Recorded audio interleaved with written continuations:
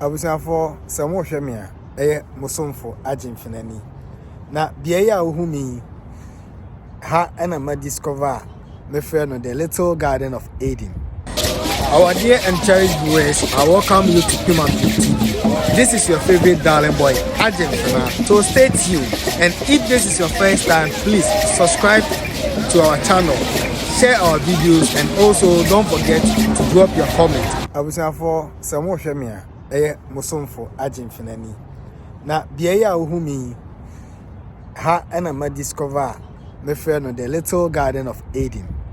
Aha and I'm in Nama chese Agyenfena garden efe pa chese nsuo ewom enoma ohwa enoma kra ne nam nsuo mu chese omudi akwane be ya enoma ene nam nsuo mu ohun se the city center enoma ye garden na opa omanyi mu a garden omaye garden several gardens we there eye kitikiti bi o just for a normal walk family obusia na omo aba ti se de omo ye omachi ya na omo di agro what dey say na enkra di agro omo ne omo ma ene omo nananum they are taking walk and appreciating nature, what God has created.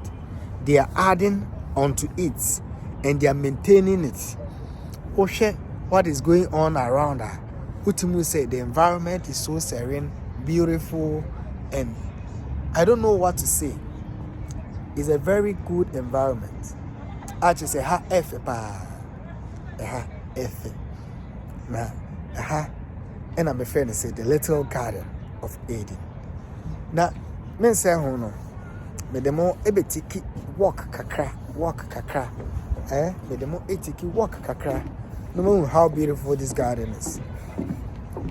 How beautiful this garden is. Adia Sunday. Then so Sunny I hear some more my person some pentino. We'll continue to bring you the lights of this garden. Osha garden no. Me I am fit. So sometimes many can I have to come and take some walk in this garden. Yeah, in this garden, this is a Oshemia. This is a very beautiful garden. This is a very beautiful garden.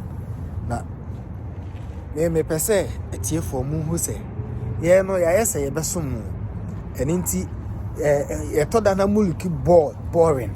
And I say, your brain was a certain kind of content. Now, to say, it do be it was say the content for be film. Now, yama, to say. Monije muhuni mafufro wahu e wase muhuni mafufro enye da na cho na car sometimes we need to vary the content ya the premo se ne be ya mu behu se in fact abranti ya na adwen se obesom ye sompa me pesa me som sompa and this is the garden me ba mu a chese me beje mframa kakra the who say the smell coming from these flowers, the scent coming from, I wouldn't say it's a good smell. Now, and more crampo no, Charlie, when did you 1 week crampo? Now, when you this smell, you'll be okay. When you this smell, you can fast for the next 10 days because it's a lovely kind of smell. Now, just a major one, I'm telling we nipa na ye yo, nipa ene ye. Now, go on na so. Now, go on the boy, but nipa ene maintain we nyina. I have fefa to say ha I have look at the flowers behind me. Flowers in the air fepa. Now we and I make us the heaven on earth. And inti say open heaven aqua. I just say over city such gardens. No who the way Yankopon ni munyam city. The way heaven no be see IS sing. The yehuni and the suey. Aha.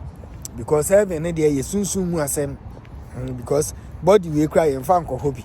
And the same way and a flowers we enko heaven hobby.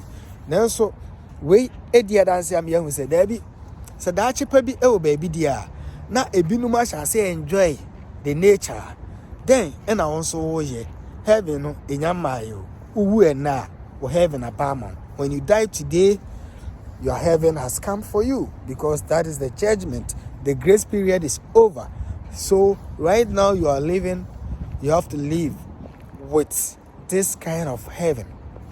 Enjoy this heaven because you have no other opportunity after death. Now we are can we say atemu judgment awaits you.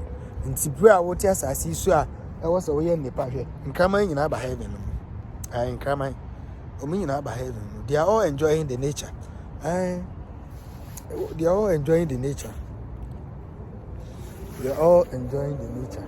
Na we are simu obi yama ne yefa wa wo baby no so ese usua obi ye na se eyefa wonso ade efe eye nipa fe. So you need to learn what is good. Their efe no ye nyina ye nsua na ye nso ye nye de e ma ne nye fe. Ye nye de e ma ne nye fe.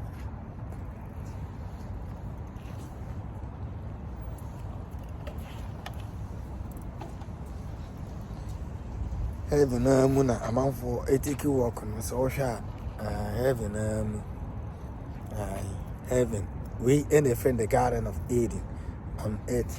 And inti mesemo video na me twa no ade same de na enso me pese me ye bibi kakra ade ekyeremu na mo hu se ampa ere yaje yemre me twa video me say nyina age ne because I'm just walking and taking the video.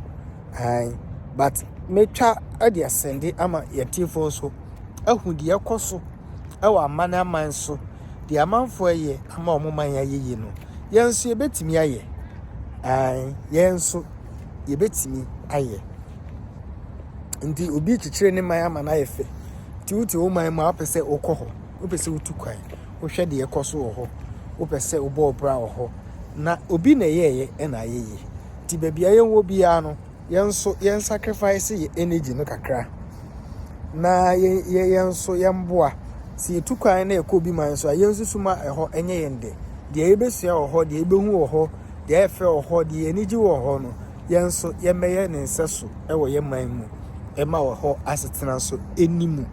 This is the heaven on earth.